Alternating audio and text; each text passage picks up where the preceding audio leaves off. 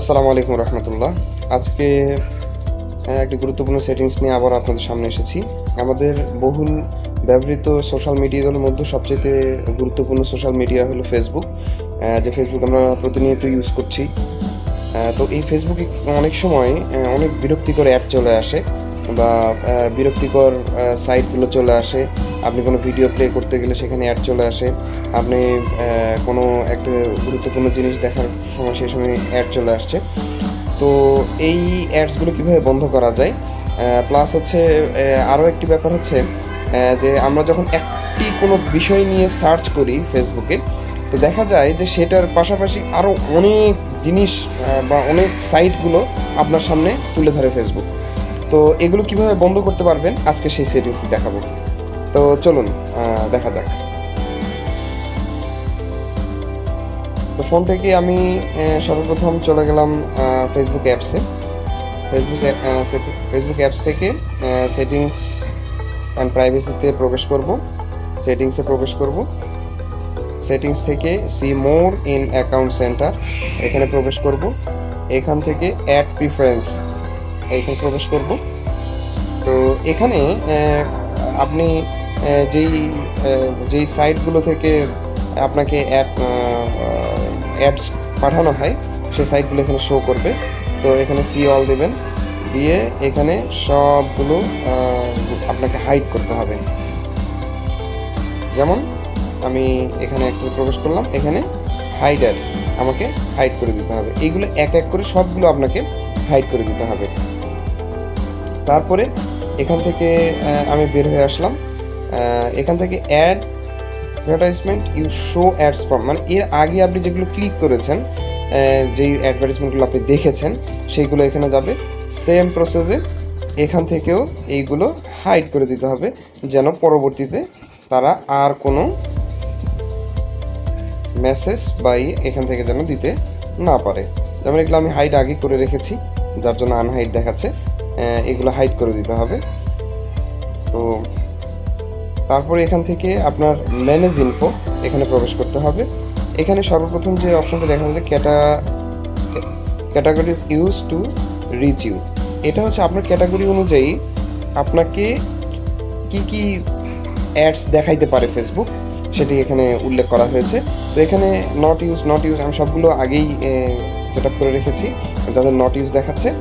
তো এগুলো আপনারা সবগুলোই নট ইউজ করে দেবেন। চারটা অপশন নট ইউজ করে দিবেন। সেখান থেকে আবার ব্যাক করবেন। তারপরে এখানে যে দ্বিতীয় অপশনটি আছে, দ্বিতীয় অপশনটি হচ্ছে activity information from ad partners. তো এই অ্যাড পার্টনার্সে প্রবেশ করবেন। তারপরে এখান থেকে রিভিউ সেটিংয়ে আমি আগে থেকে নো করে রেখেছি, এটা আপনাদের ইয়েস করা থাকবে, অবশ্যই এটি নো করে দিবেন। নো করা থাকলে এই ধরনের অ্যাডসগুলো আর আপনার ফোনে আসবে না। তো আবার এখান থেকে ব্যাক চলে যান। যে এই তৃতীয় অপশনটা আপনাকে এতটা ঝামেলা দিবে না, তবে অ্যাডস শন আউটসাইড অফ মেটা, এই আউটসাইড ডাটা থেকে আপনাকে মেটা কি ধরনের অ্যাড দিতে পারে এটি। তো এখানে অ্যালাউড থাকবে আপনাদের, এটি নট অ্যালাউড করে দিতে হবে। আমার আগে থেকে নট অ্যালাউড করা আছে। তো এখান থেকে তারপরে আবার বের হয়ে যাবেন। তারপরে নিচে একটি আছে সোশ্যাল ইনস্ট্রাকশানে প্রবেশ করবেন। এইখান থেকে এটি হচ্ছে অনেক এখানে পড়লেই বুঝতে পারবেন, তো আমি ছোট করে বলে দিই। আপনার ফেসবুকে কোনো এক ফ্রেন্ড কোনো একটি সাইট পছন্দ করেছে, সেখানে লাইক দিয়েছে।